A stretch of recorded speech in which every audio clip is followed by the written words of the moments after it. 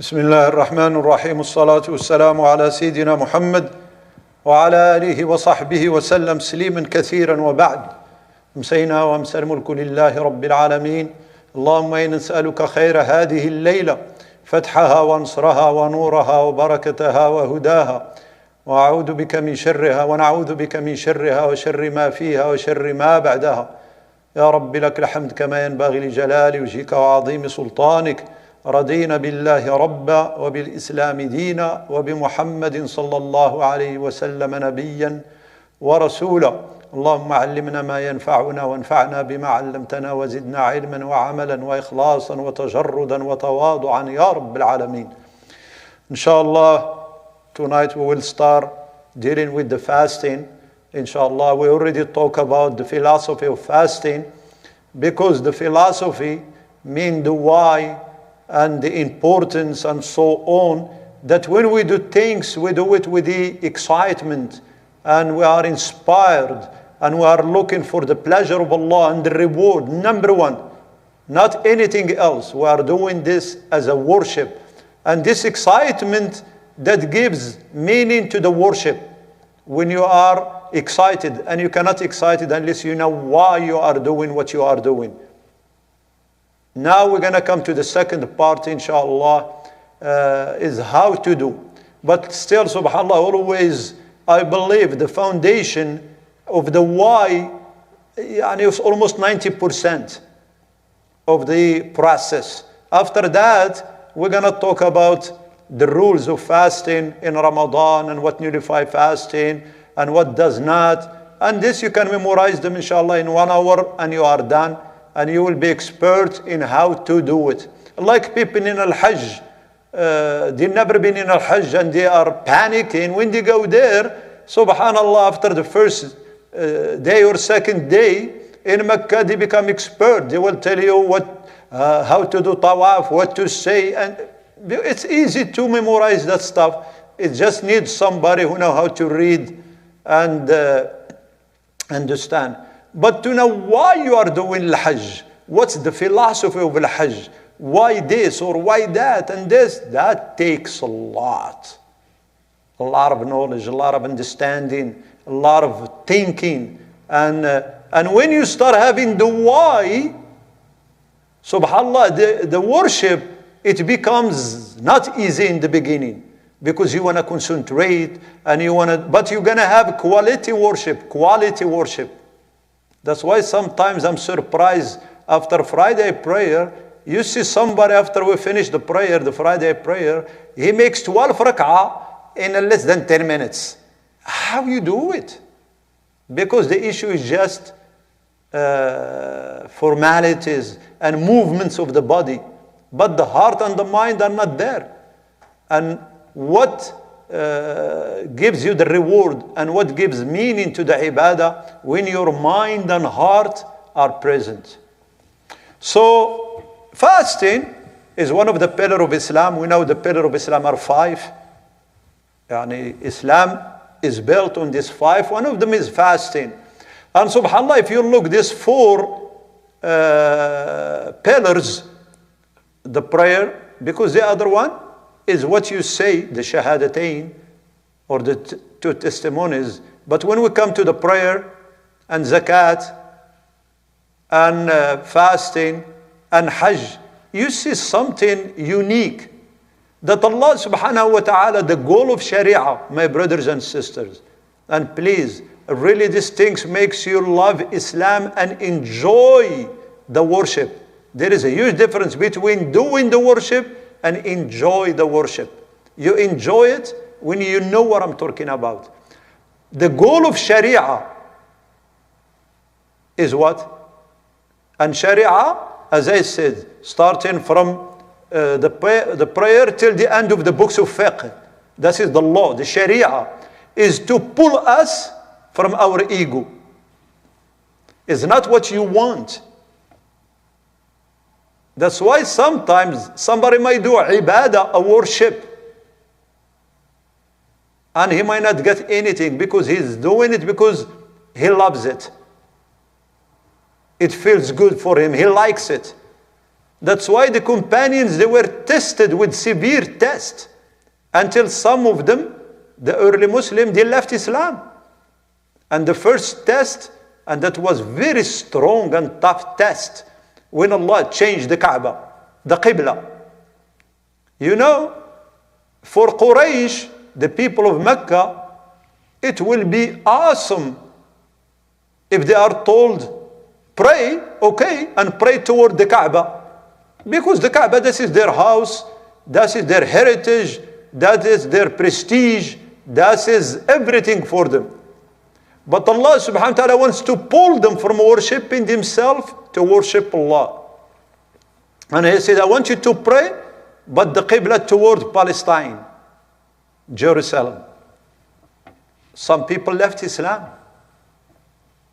That's why many people now you find them very active in Islam, but they never ask themselves, why am I active? Because he loves that. Then you find him or her very lazy in other important things of Islam. Wallahi, somebody told me that a relative of him, very active and so on, and he said to me, I was shocked. She doesn't pray on time. Maybe Aisha of today, she will pray it tomorrow. So this activism is not a worship anymore. It's something I like, I feel good about it. So Allah subhanahu wa ta'ala pulls us from our ego. That's why for the Muslim there is nothing called, that's what I want.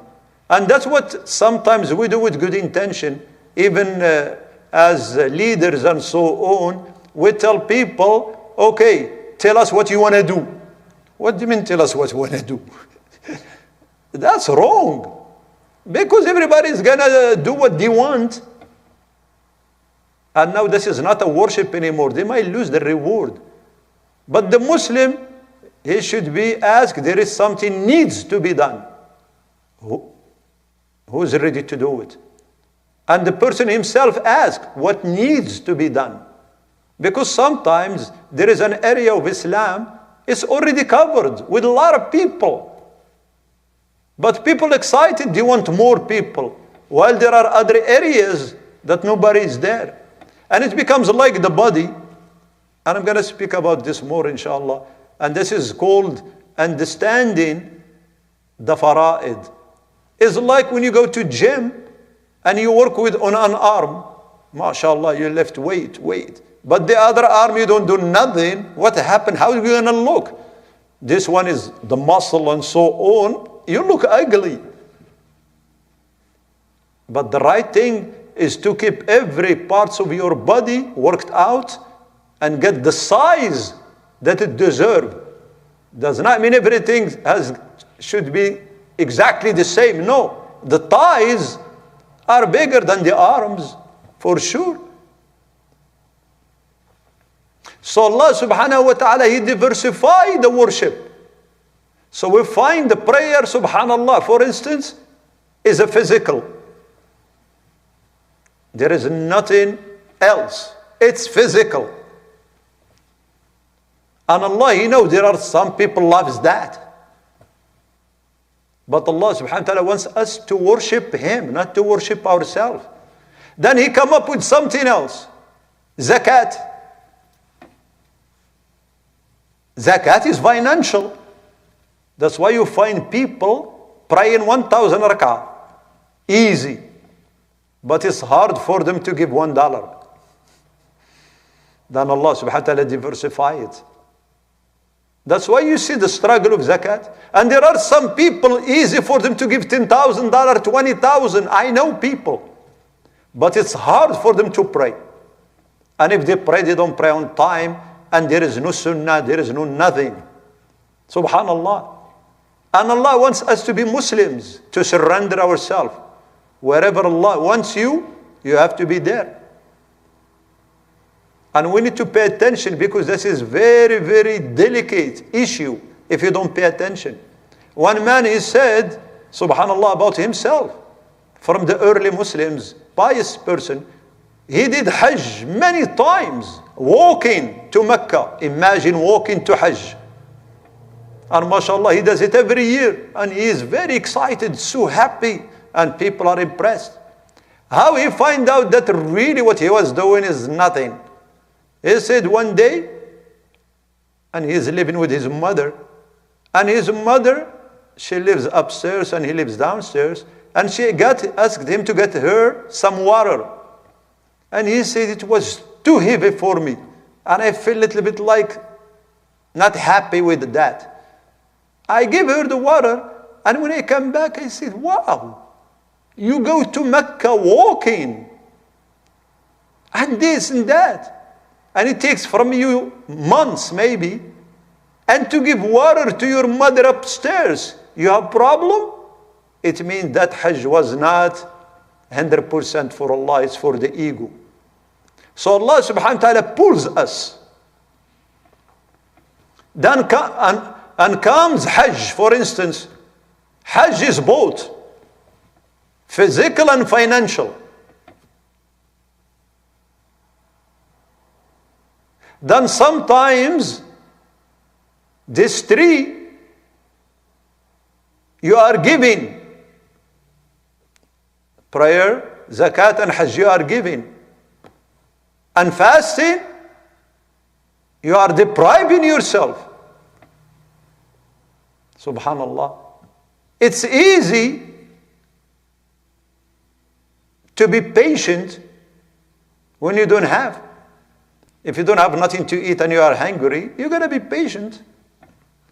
But to have the food in front of you, delicious food and water, and you say no, that takes discipline. That takes sabr. That's why fasting is called the month of patience. Imagine. It's easy that somebody is patient if his wife, she's not there. She's traveling and so on. He doesn't have no problem to wait. But imagine his wife is in front of him and there is no prevention. She's not on her menses. And he should not touch her. That's because sometimes also how Allah subhanahu wa ta'ala diversifies. And He wants us to, because the goal of Sharia, as I said, to take us out from our ego and make us Muslim. What does it mean a Muslim? Somebody who submits, surrender, and obey with sincerity and love. Sometimes, as I said, to give what you love and stay away from what you love is a challenge. Discipline. Zakat, you are giving the money and will love the money, as Allah says, وَتُحِبُّونَ الْمَالَ حُبًّا جَمًّا, and you love the money deeply. And most of the problem in the world is about money anyway. Until you find people within the same family, they are fighting over the money. And here is, and he said, come and give. Here you go, give. That's why people are struggling, Muslims. With zakat, they want to solve all the problems. While the zakat is only for certain people. People are asking, can I give zakat to my parents? Because we love money. Then zakat comes and says, give. Then we love food and water, and we love our spouses. And fasting comes and says, stay away from that. And why all this? That you don't become slave to anything. You become slave to Allah. Nothing will enslave you. Nothing. Money doesn't enslave you, I'm ready to give it. Food and water doesn't enslave me, I'm ready to give it. My house, my family, they don't slave me, I'm ready to give up by going to Hajj and leave them. And so on. So I want you to understand this. That's why sometimes when we don't understand this, some people who get excited about one ibadah, they want to take everybody with them. And I'm dealing with these things. And by the way, when I'm speaking like this, I mean I'm perfect. But I see these things in front of my eyes, where people, mashallah, they don't miss fasting, Monday, Tuesday, the 3 white days, and Ramadan, but it's hard for them to give $1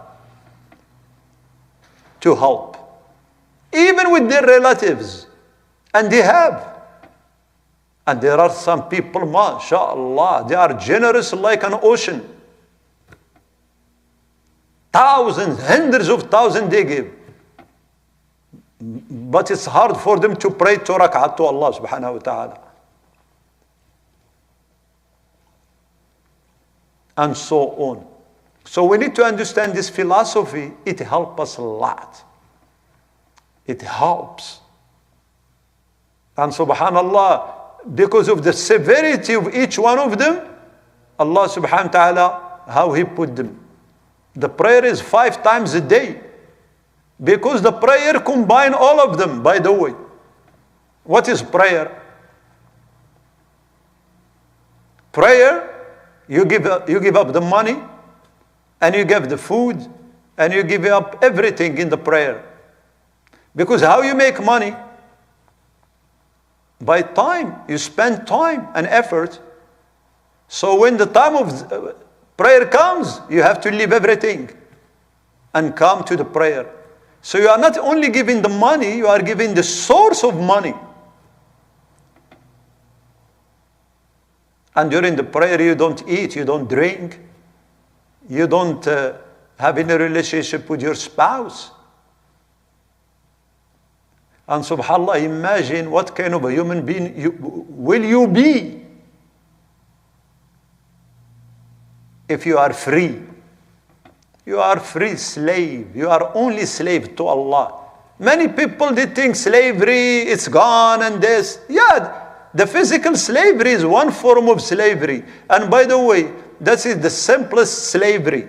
That's why Islam didn't make big deal out of it from the beginning. Because before you free the body of the person, you have to free their mind and heart. People now, they are slaves to a lot of things. To money, slave to a lot of stuff. So Islam wants you to be free. Nothing owns you. Detachment that we've been talking about it, you know, the source of all problem is attachment. We are attached to things. We are hanging to things. Detachment in Islam does not mean you don't own nothing. No, this is not detachment.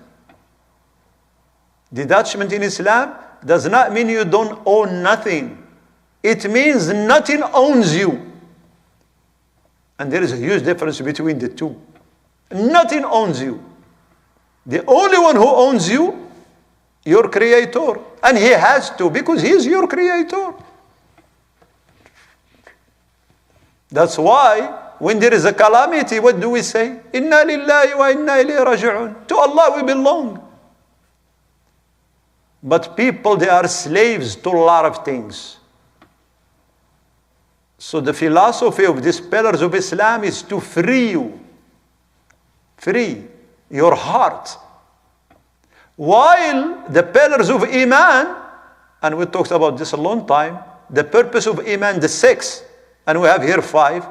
This one is to free your heart, not enslave you. And the pillars of Iman, and we're going to talk about them inshallah, is to free your mind.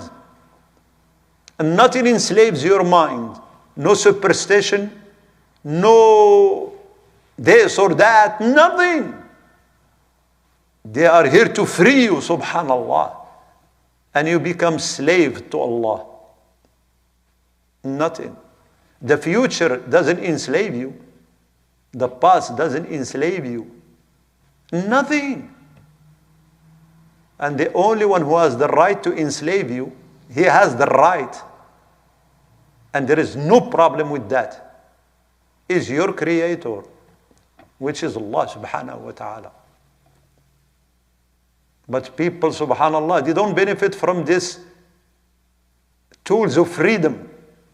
That is the tools of freedom. Fasting, Imagine, subhanallah, because you know one of the things that people can get you is through your stomach. It's fine. No, it's sitting there. No, I don't want. For 16 hours every day, that's something. That's something. And the money also, I give it. I love it, but I give it. Because money doesn't enslave me. And you go to Hajj, as I said and I mentioned. So please, now we are close. And may Allah, I ask Allah subhanahu wa ta'ala to bless the month of Sha'ban for us and help us to reach Ramadan. We are close. I want you to enter to Ramadan with this understanding. That's what makes, subhanallah, Ramadan beautiful, and the fasting and the qiyam. We're going to talk about the qiyam, the philosophy also of qiyam and so on. Otherwise, if you are doing just the culture and so on, you become like the machine. You might not get tired, but it's just a habit, like as I said. But once you start understanding, in the beginning, the worship is going to be heavy. Take my word. It's be heavy. But after a while, it becomes the comfort of your eyes. It's like, when you go to gym in the beginning, if you've never been trained and so on, the first day, the second day, what will happen, even for 1 week, your muscles are sore. And many people quit. So the same in the ibadah. When you understand them, if you don't understand them, it becomes easy. Because why it becomes easy? Because your mind and your heart, they are not involved. Who's involved? Just your body. And that's it. That's why Allah subhanahu wa ta'ala says that zakah adak salah wa innaha lakabiratun illa ala al-khashi'in. So fasting, and now we're going to take the definition of fasting and we're going to stop tonight, is to abstain with the intention of worship. Always have this two words included, because in the books of fiqh, they said to abstain from food and drink and relationship with spouse.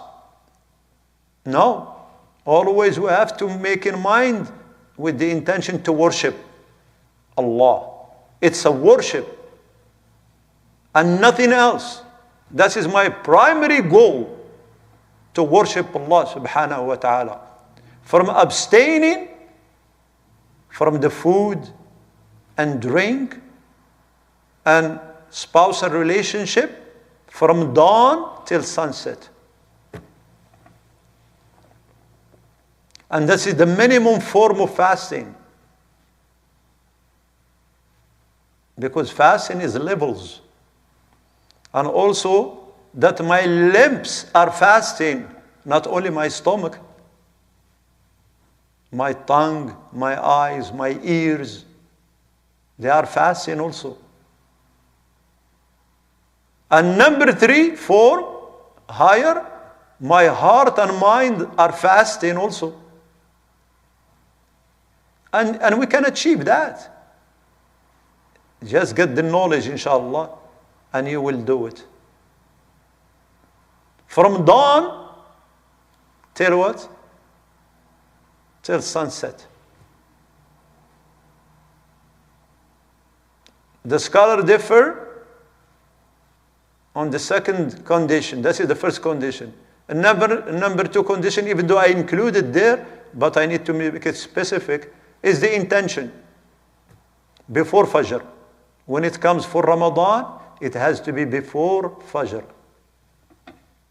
That's why sometimes it's better to do it before you go to sleep, because you might not wake up for suhoor. And you wake up after Fajr, and if you didn't do it, you are violating one of the conditions, and that day will not be valid. Now the scholar differ. Should we have intention for every day or one intention for the whole month? There are differences of opinion, but I think to have it for the whole month is fine, unless you interrupted the fasting by traveling or you get sick.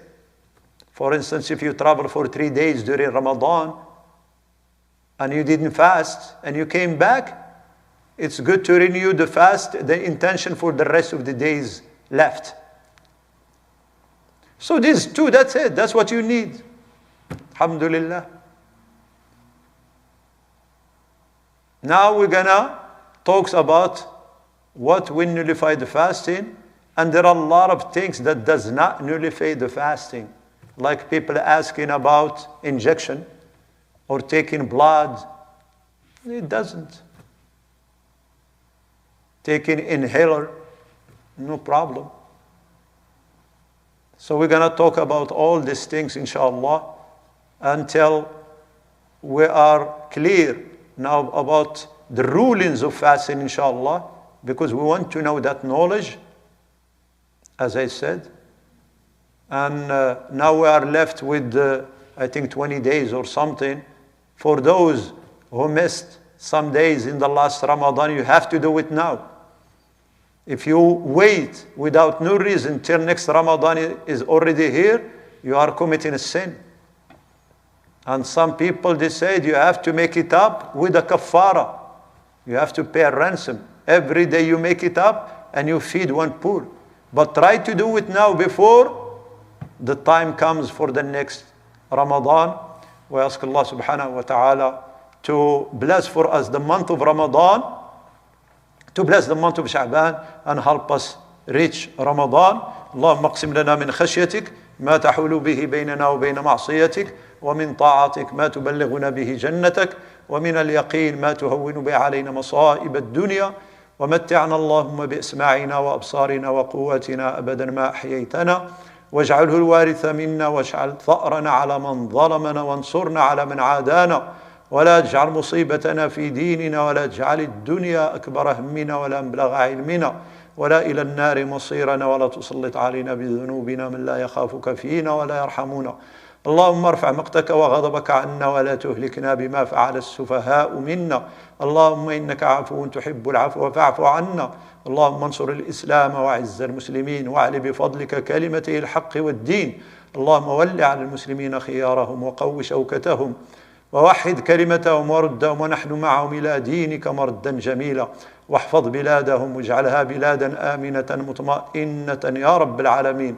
اللهم اطلق سراح المسجونين وفرج هم المهمومين ونفس كرب المكروبين واقض الدين عن المدينين وارحم موتانا وموتى المسلمين واشفنا واشف مرضانا ومرضى المسلمين اللهم يا أرحم الراحمين يا رب العالمين بارك لنا في شعبان وبلغنا رمضان ربنا آتنا في الدنيا حسنة وفي الآخرة حسنة وقنا عذاب النار سبحان ربك رب العزة عما يصفون وسلام على المرسلين والحمد